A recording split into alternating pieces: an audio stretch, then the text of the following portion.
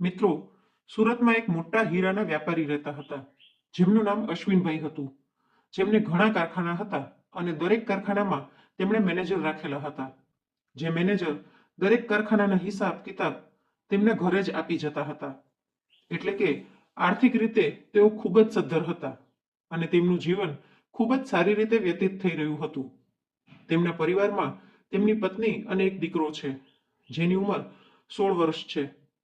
એક દિવસ અશ્વિનભાઈ સવારે પોતાના ઘરના બગીચામાં બેસીને ચા પી રહ્યા હતા અને સાથે છાપું વાંચી રહ્યા હતા. ત્યારે અચાનક તેમના દીકરાનો એક મિત્ર તેને મળવા માટે આવે છે. અશ્વિનભાઈ બેઠા બેઠા પોતાના દીકરા અને તેના મિત્રને જોઈ રહ્યા હતા. તે બંનેને જોતા જોતા અચાનક અશ્વિનભાઈને પોતાના એક મિત્રની યાદ આવી ગઈ.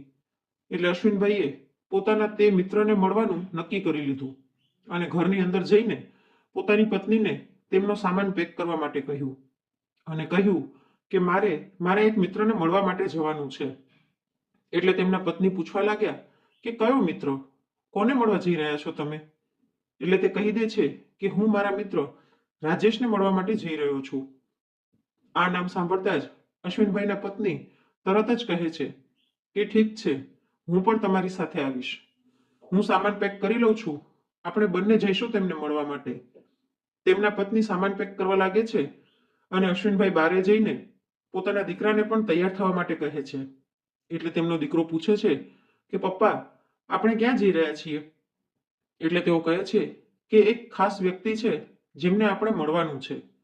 આ વાત સાંભળીને તેમનો દીકરો કહે છે કે પપ્પા, તમે જાઓ, મારે નથી આવવું. પરંતુ અશ્વિનભાઈ કહે છે કે ના બેટા, તારું એને મળવું જરૂરી છે. એટલે તેમનો દીકરો પણ સાથે જવા તૈયાર થઈ જાય છે અને બધા તૈયાર થઈને ત્યાંથી નીકળી જાય છે. મુસાફરી દરમિયાન થોડીવાર બાદ તે લોકો ઉના પહોંચી જાય છે. હવે ઉના આવ્યા પછી અશ્વિનભાઈ ત્યાંની જ એક બેંકમાં જાય છે અને બેંકમાંથી લગભગ 10 થી 12 લાખ રૂપિયા ઉપાડી લે છે અને ફરીવાર ગાડીમાં બેસી અને આગળ વધે છે. જ્યારે તેમના દીકરાએ જોયું કે પપ્પાએ આટલા બધા રૂપિયા ઉપાડ્યા છે, તો તે પૂછવા લાગે છે કે પપ્પા, તમે આટલા બધા રૂપિયા શું કામે ઉપાડ્યા છે? આ વાત સાંભળીને અશ્વિનભાઈ સ્માઇલ સાથે બોલ્યા, બેટા, આ રૂપિયાની જરૂરત છે. કોઈનું કરજ છે મારી ઉપર અને મારે તે કરજ ઉતારવાનું છે. આ વાત સાંભળીને તેમના દીકરાને વિશ્વાસ થયો નહીં, કેમ કે તેના પિતા તો ખૂબ જ ધનવાન છે. એટલે તેમના ઉપર કોઈનું કરજ હોવું એ માનવામાં આવે એવું નહોતું. એટલે તે બોલ્યો, પપ્પા, તમે શું કામે મસ્તી કરો છો? તમારા ઉપર ભલા કોનું કરજ હોઈ શકે? એટલે અશ્વિનભાઈ બોલ્યા, ઠીક છે બેટા, જો તને વિશ્વાસ ન થતો હોય ને તો હું તને એક ટૂંકી વાર્તા સંભળાવું. એ વાત સાંભળ્યા પછી તું જ કહેજે કે મારા ઉપર કરજ છે કે નહીં. આ વાત સાંભળીને તેમનો દીકરો ઉત્સુક થઈ જાય છે વાર્તા સાંભળવા માટે અને તેમના પત્ની સમજી જાય છે કે હવે અશ્વિનભાઈ કઈ વાત જણાવવાના છે. પછી અશ્વિનભાઈ વાત કહેવાની શરૂ કરે છે કે બેટા, આ વાત 1990ની છે. 1990ના દશકમાં અમે ઉના પાસે એક ગામડામાં રહેતા હતા અને મારો એક મિત્ર હતો રાજેશ. રાજેશના લગ્ન થઈ ગયા હતા અને તેને 2 બાળકો પણ હતા. મોટો દીકરો હતો અને નાની દીકરી હતી. આમ તો મારું નામ અશ્વિન છે, પરંતુ મારો મિત્ર રાજેશ અને તેની પત્ની મને પ્રેમથી છોટે કહીને બોલાવતા હતા અને બિલકુલ પોતાના નાના ભાઈ જેવો જ મને પ્રેમ કરતા હતા. બધું જ બરાબર ચાલી રહ્યું હતું. મારું ભણવાનું પૂરું થઈ ગયું હતું અને હું રોજગાર શોધી રહ્યો હતો કે મને કોઈ સારો કામ ધંધો મળી જાય અને હું મારી જિંદગી સારી રીતે વ્યતીત કરી શકું. આ દરમિયાન અડોસ પડોસ વાળા મારા લગ્નની ચિંતા કરવા લાગ્યા, કેમ કે મારા માતા પિતા તો નાનપણમાં જ અવસાન પામ્યા હતા અને નાનપણથી જ હું અડોસ પડોશમાં સમય પસાર કરતો હતો. પરંતુ સૌથી વધારે હું રાજેશના ઘરે સમય વિતાવતો હતો. તે મારું ખૂબ જ સારી રીતે ધ્યાન રાખતો હતો અને એક મોટા ભાઈની જેમ મને બધું જ સમજાવતો હતો. હવે આસપડોશમાં બધાએ મારા લગ્ન વિશે વાત કરી એટલે મેં પણ લગ્ન કરી લીધા અને લગ્ન પછી મુશ્કેલીઓ શરૂ થઈ, કેમ કે લગ્ન પછી હવે હું એકલો નહોતો. મારે ઘર વસાવવાનું હતું અને ઘર ચલાવવા માટે રૂપિયા જોઈએ અને મારી પાસે બિલકુલ રૂપિયા હતા નહીં. આ બધી વાતોના કારણે હું ખૂબ જ ચિંતિત રહેતો હતો અને જ્યારે પણ હું આ બધી વાતો રાજેશને કહેતો તો તે મારી કંઈક ને કંઈક મદદ કરી દેતો અને કહેતો કે તું ચિંતા ન કર, હું છું તારી સાથે. પણ હું આ બધી વાતોથી ખૂબ જ હેરાન થઈ ગયો હતો અને હવે મારે કંઈક મોટું કરવું હતું. એટલે મેં વિચાર્યું કે હું ક્યાંક બારે જતો રહું અને ત્યાં રહીને મહેનત મજૂરી કરીને પોતાનું ભરણ પોષણ કરું. હું બહાર જવા માંગતો હતો, પરંતુ બહાર જવા માટે પણ રૂપિયા તો જોઈએ ને, અને મારી પાસે બિલકુલ પણ રૂપિયા હતા નહીં. તેના પછી લગભગ 1992માં હું મારા મિત્ર રાજેશ પાસે ગયો. ત્યાં તેની પત્ની પારુલ પણ બેઠી હતી. અમે બંને પતિ પત્ની જઈને તેમની સાથે વાતો કરવા લાગ્યા. વાતો વાતોમાં મેં એમને જણાવ્યું કે મારે બહાર જવું છે અને બહાર જવા માટે મારે થોડાક રૂપિયાની વ્યવસ્થા કરવી છે. એટલે મેં એને કહ્યું કે યાર રાજેશ, એક કામ કર, તું મારી જમીન વેચી નાખ અને તેમાંથી જે કંઈ પણ રૂપિયા આવશે તેનાથી હું મારો નવો રોજગાર શરૂ કરીશ. એટલે રાજેશ અને તેની પત્નીએ કહ્યું કે અરે, એવી તો કઈ મોટી વાત થઈ ગઈ કે તું જમીન વેચવાની વાત કરી રહ્યો છે. જમીન ક્યારે પણ ન વેચાય, અને આમ પણ તે સમયમાં જમીનનો એટલો ભાવ નહોતો મળતો. એટલે તે લોકો કહેવા લાગ્યા કે તું ચિંતા ન કર, અત્યારે કેટલા રૂપિયા જોઈએ છે. એટલે મેં એમને જણાવ્યું કે લગભગ 10,000 રૂપિયાની વ્યવસ્થા થઈ જાય તો ખૂબ જ સારું. એનાથી હું મારો રોજગાર શરૂ કરી શકીશ. બીજા દિવસે રાજેશ પોતાની પત્નીના થોડાક ઘરેણાં લઈ અને સોની પાસે ગયો અને તે સોનાના દાગીના ગીરવે મૂકીને 10,000 રૂપિયા લઈ આવ્યો. રૂપિયા લઈ આવીને તે રૂપિયા મારા હાથમાં મૂકી દીધા. મારા હાથમાં આટલા રૂપિયા જોઈને મેં રાજેશને પૂછ્યું કે તું આટલા રૂપિયા ક્યાંથી લઈ આવ્યો. એટલે તેણે કહી દીધું કે તારી ભાભીના થોડાક દાગીના મેં ગીરવી મૂકી દીધા છે. ધીરે ધીરે રૂપિયા કમાઈને હું એ દાગીના છોડાવી લઈશ. તું કોઈ પણ જાતની ચિંતા ન કરતો અને પોતાની જિંદગી સારી રીતે પસાર કરજે. તારી પાસે રૂપિયા છે, એ રૂપિયા તારે ક્યારેય પણ પાછા કરવાની જરૂર નથી. હું તારો મિત્ર છું અને એટલો હક તો મારો પણ થાય છે. આવું કહીને તેણે મને રૂપિયા આપી દીધા અને રૂપિયા લઈને ત્યાંથી જવા માટે કહી દીધું. પછી ત્યાંથી હું મારી પત્નીને લઈને સીધો સુરત આવી ગયો. સુરતમાં આવીને નાનું મોટું કામ કરવા લાગ્યો. એ કામમાં હું દિવસ રાત મહેનત કરવા લાગ્યો અને ધીરે ધીરે મારું કામ સારું ચાલવા લાગ્યું. ધીમે ધીમે સમય પસાર થતો રહ્યો અને સમયની સાથે મારા ઘણા કારખાના થઈ ગયા, જે કારખાના તું અત્યારે જોઈ રહ્યો છે. અને હું ખૂબ જ પ્રગતિ કરવા લાગ્યો. પરંતુ આ પ્રગતિ દરમિયાન હું મારા તે મિત્રને બિલકુલ ભૂલી ગયો જેણે મને કામ શરૂ કરવા માટે રૂપિયા આપ્યા હતા. આજે જ્યારે હું બારે બેસીને ચા પી રહ્યો હતો ત્યારે તારો મિત્ર તને મળવા આવ્યો હતો, તો એને જોઈને મને પણ મારા આ મિત્રની યાદ આવી ગઈ અને ત્યાર પછી મેં તેને મળવાનો નિર્ણય કરી લીધો. તો આજે જે રૂપિયા મેં ઉપાડ્યા છે તે એના આપેલા 10,000 રૂપિયાના બદલે નીકળ્યા છે. એટલે આ રૂપિયા હું એને આપીશ અને કહીશ કે આ તારા જ રૂપિયા છે, જે તે મને આપ્યા હતા. આ વાત સાંભળીને તેમનો દીકરો ખૂબ જ ઉત્સુક થઈ ગયો અને કહેવા લાગ્યો કે પપ્પા, આ વાત તમે મને પહેલા શું કામે નહોતી જણાવી. એટલે અશ્વિનભાઈએ કહ્યું કે બેટા, આ વાત તને કઈ રીતે જણાવત, જ્યારે હું પોતે પણ પૂરી રીતે બધું જ ભૂલી ગયો હતો. જોકે અત્યારે આ વાતને 20 વર્ષ વીતી ગયા છે. 1992માં અશ્વિન ઉના મૂકીને સુરત ગયો હતો અને અત્યારે સમય હતો 2012નો. આગળ પિતા કહે છે કે આપણું કોઈ પણ સગું સંબંધી તે ગામમાં રહેતું નહોતું કે જેના કારણે આપણને તે ગામની યાદ આવે. આ વાત સાંભળીને તેમનો દીકરો પણ રાજેશભાઈને મળવા માટે ખૂબ જ ઉત્સુક થઈ જાય છે અને તે પોતાના પિતાના તે મિત્રને જોવા ઈચ્છે છે, જે મિત્રના કારણે તે લોકો આજે આટલું સારું જીવન પસાર કરી રહ્યા છે. ધીરે ધીરે મુસાફરી ચાલુ રહી અને લગભગ સાંજ થતા તે લોકો તે ઘરની સામે પહોંચી ગયા.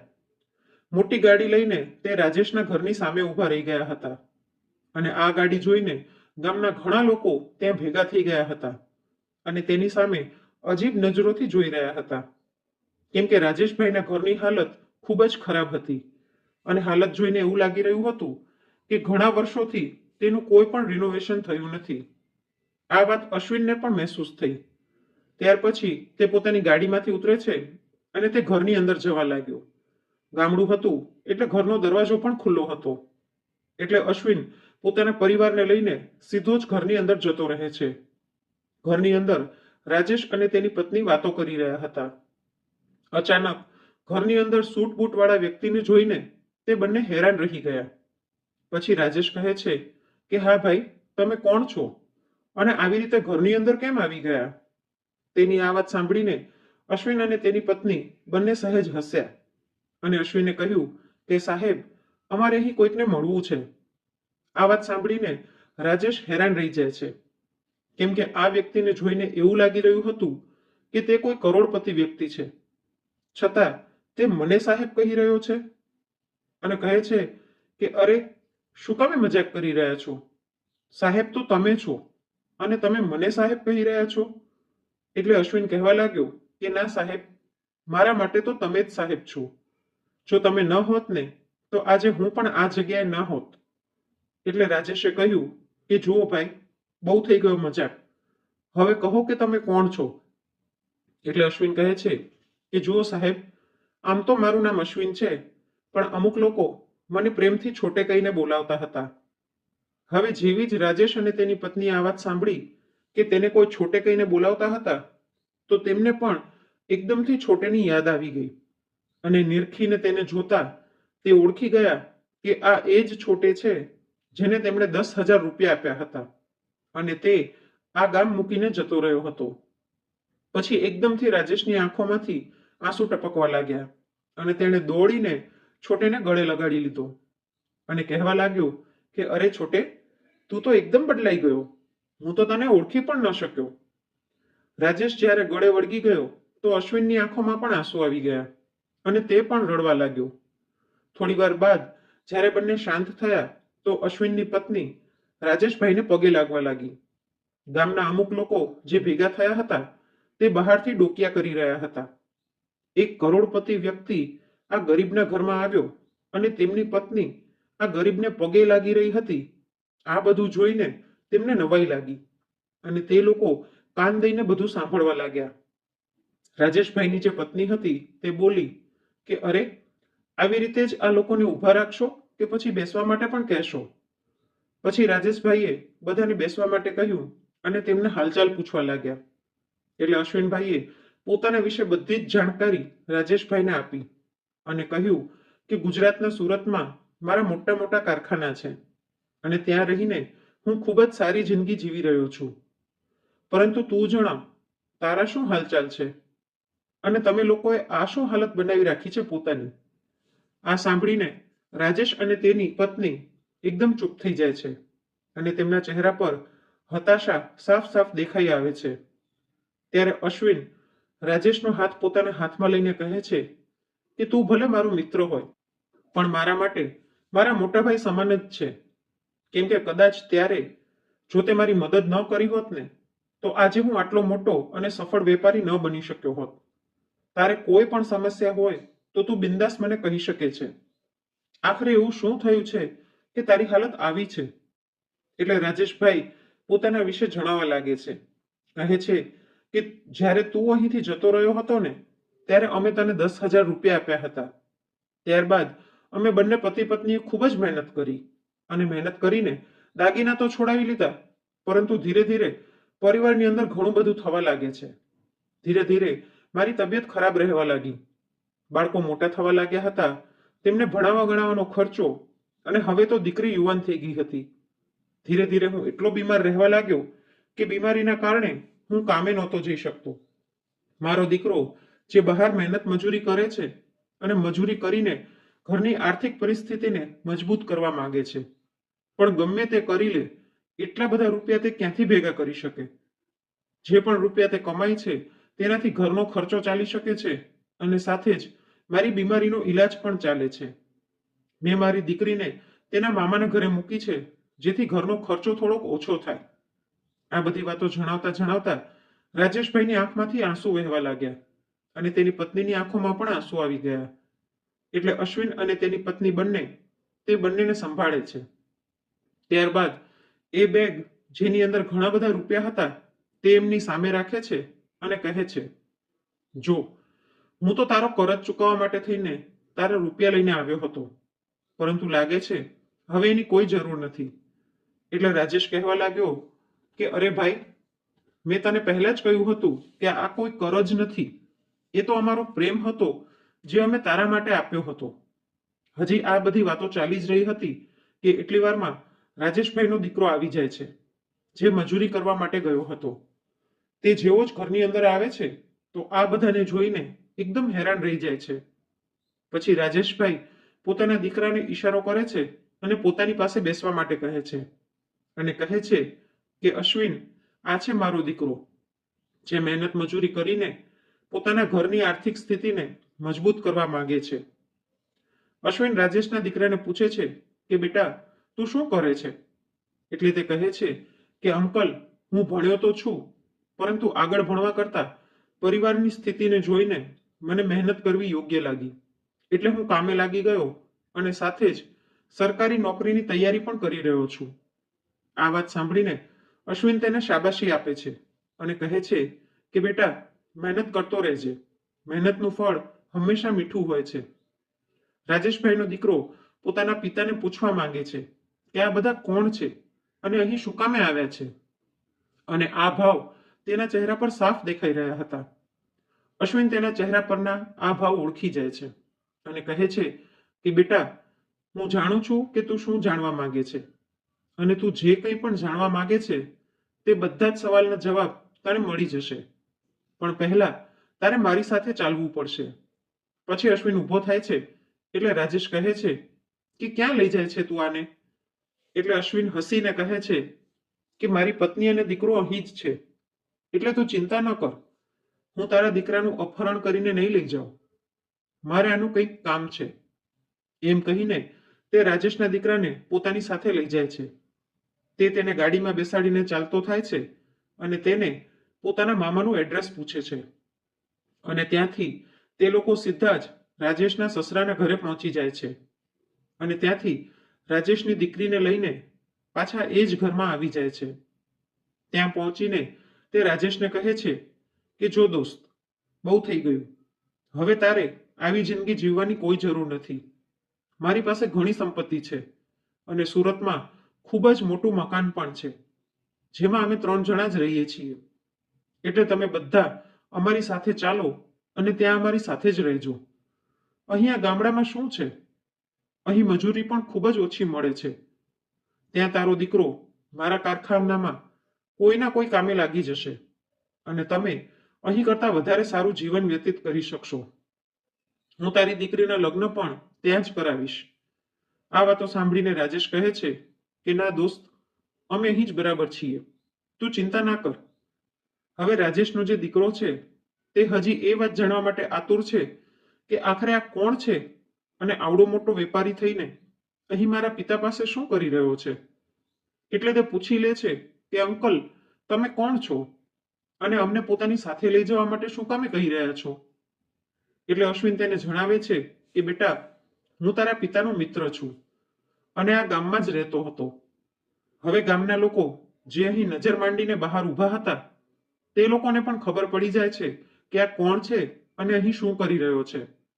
એટલે ગામના અમુક અભણ માણસો અંદર આવી જાય છે અને અશ્વિન સાથે પોતાની ઓળખાણ વધારે છે.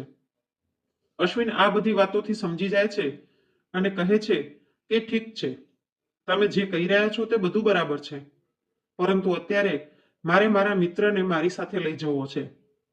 એટલે રાજેશ કહે છે કે ભાઈ, અત્યારે તો રાત પડી ગઈ છે, કાલે સવારે જોઈએ. આજની રાત તમે બધા અહીં રોકાઈ જાઓ અને પછી કાલે સવારે જોઈશું કે શું કરવું છે. એવું કહીને રાજેશ અશ્વિનના પરિવારને ત્યાં જ રોકી લે છે અને આખી રાત બંને મિત્રો વાતો કરતા રહે છે. રાત વીતતા તેમણે નક્કી કરી લીધું હતું કે તે લોકો અશ્વિન સાથે જતા રહેશે અને ત્યાં જ પોતાની બાકીની જિંદગી વિતાવશે. બીજા દિવસે અશ્વિન પોતાના અને રાજેશના પરિવારને લઈને સુરત આવી જાય છે અને ત્યાં તેમને ખૂબ જ માન સન્માન સાથે રાખે છે.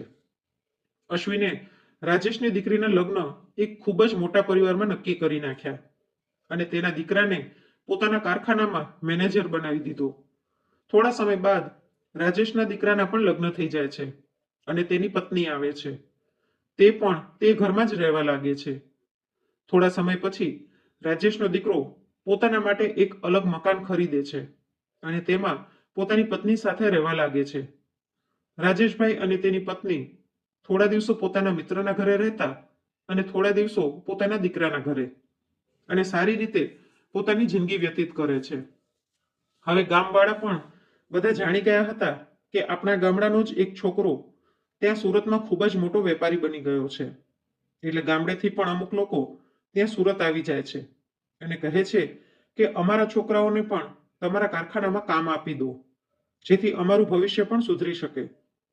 પછી અશ્વિન ગામના અમુક માણસોને પણ કારખાનામાં રાખી લે છે અને હસી ખુશી પોતાનું જીવન વ્યતીત કરે છે. અને 2016માં અશ્વિનભાઈનું અવસાન થઈ જાય છે. તેમનો દીકરો ત્યાં જ સુરતમાં રહે છે. તેના પણ લગ્ન થઈ જાય છે અને તેને 2 બાળકો છે. અશ્વિનનો દીકરો અને રાજેશનો દીકરો પણ પોતાના પિતાની જેમ જ ખૂબ જ સારા મિત્રો છે. રાજેશનો દીકરો અશ્વિનના દીકરાને પોતાનો નાનો ભાઈ માને છે. તો મિત્રો, આ હતી આજની વાર્તા.